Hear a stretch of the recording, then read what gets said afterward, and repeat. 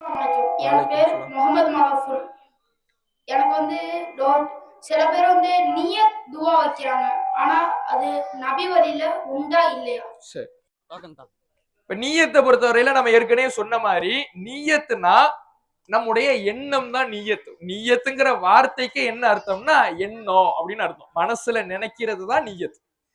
நபிகள் நாயகம் ஸல்லல்லாஹு அலைஹி வஸல்லம் அவர்கள் இன்னமல் அமாலு பின்னியாத், எல்லா அமல்களுமே நம்ம எந்த அமல் செய்தாலும் சரி, எந்த செயல் செய்தாலும் சரி, அது எண்ணத்தை பொறுத்து தான், மனசுல நினைக்கிறத பொறுத்து தான் அப்படின்ட்டாங்க.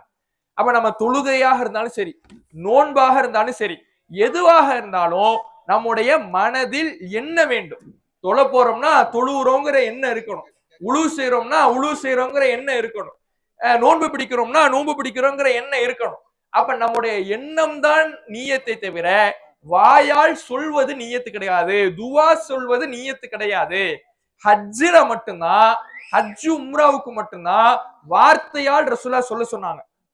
லப்பை ஒருத்தர் ஹஜ்ஜுக்கு உம்ராவுக்கு சேர்த்து போறாருன்னா லப்பைக்கு ஹஜ்ஜன் உம்ரத்தன், ஹஜ்ஜுக்காக உம்ராவுக்காகவும் இறைவா நான் ஆஜராயிட்டேன். ஒருத்தர் உம்ராவுக்காக மட்டும் போறாருன்னா லப்பைக்கு உம்ரத்தன், ஒருத்தர் ஹஜ்ஜுக்காக மட்டும் போறாருன்னா லப்பைக்கு ஹஜ்ஜன்.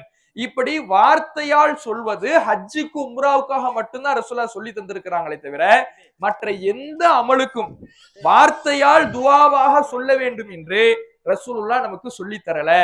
அது மனசுல நினைக்க வேண்டியதுதான், எண்ணம் தான். அந்த எண்ணம் இருந்தால்தான் அல்லாஹ்விடத்துல ஏற்றுக்கொள்ளப்படும். எண்ணம் இல்லாம இப்போ உழு செய்யறோம், உழு செய்யும் பொழுது கைகளை கழுவுறோம், முகத்தை கழுவுறோம், காலை கழுவுறோம், இப்படி நம்முடைய கழுவ வேண்டிய உறுப்புகளை எல்லாம் கழுவுறோம்.